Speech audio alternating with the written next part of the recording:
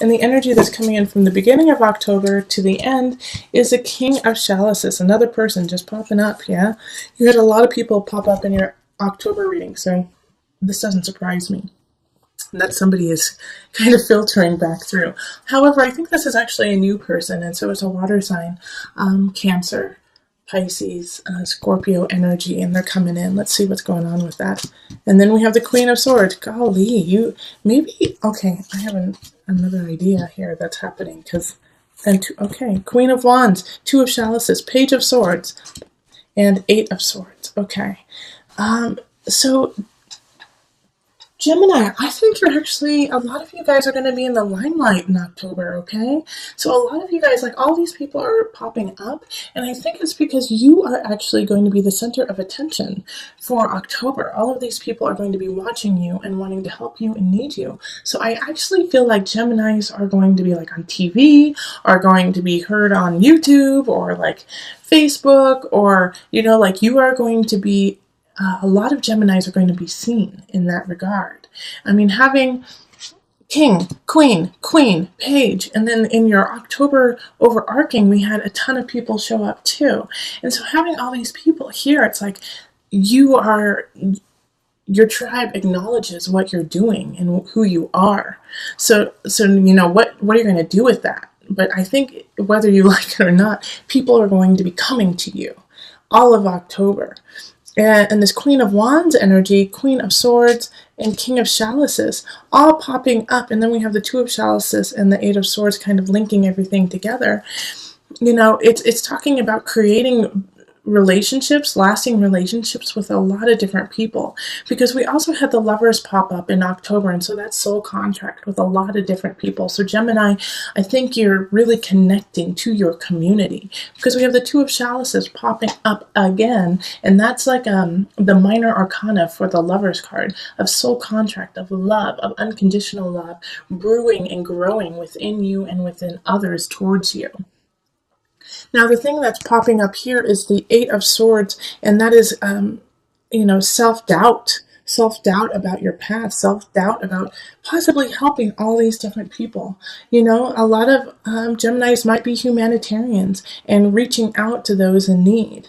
And this is what you are supposed to be doing. This is why in the beginning of October, you had to hone your craft, hone how you do things, get your feet wet, because there's so many people that you are reaching out to and are reaching out in your life to you. You know, so it's like you're going to have a lot of air energy, you know, and actually I feel like the Queen of Swords is actually you, all right? And you are the center of October, the remainder of October, and creating a connection with a fire sign and another fellow air sign. And I feel like the King of Chalices is kind of linking you to this Queen of Wands. Like this king, this water sign is coming in and saying, hey, I have somebody that you need to meet. You know, you had to deal with a really pesky, what was it, Queen of Cups in the beginning of October. So like a water sign, another water sign. And in a way, maybe that water sign from the past who was kind of being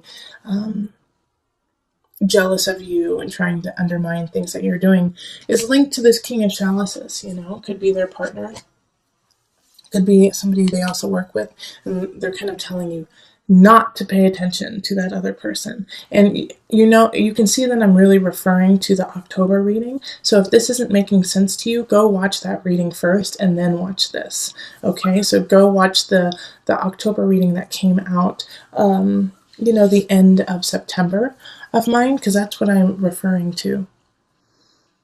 But you got a lot of people showing up, a lot of people wanting to, you know, Page of Swords, that's abundance, and so they're trying to help you with your abundance. But also with the Page of Swords, they could also be trying to put some reality in what you want to create. So they could be kind of like a wet blanket for you.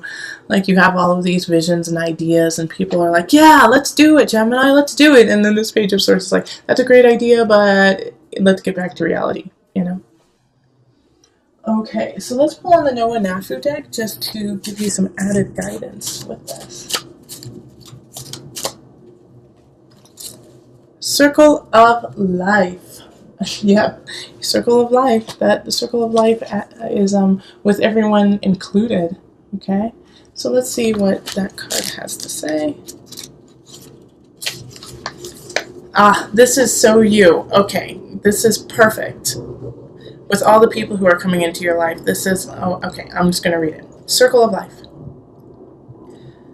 I'm so sorry for the airplane again. Like, this has been going on. I started doing my readings in the earlier morning, and I think the Air Force actually practices more so in the morning, and it's a beautiful day here in Colorado.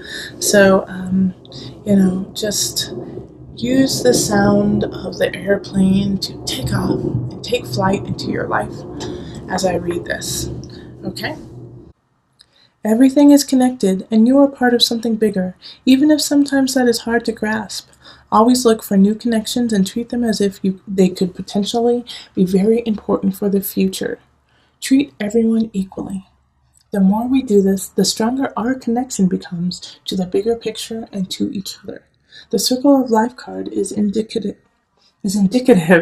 of very positive outcomes. If you are wondering whether pursuing a new course of action would yield beneficial results, this card is delivering a powerful yes response to you. Or if you are questioning whether your current actions and plans are leading you to positive outcomes, again, the answer is yes.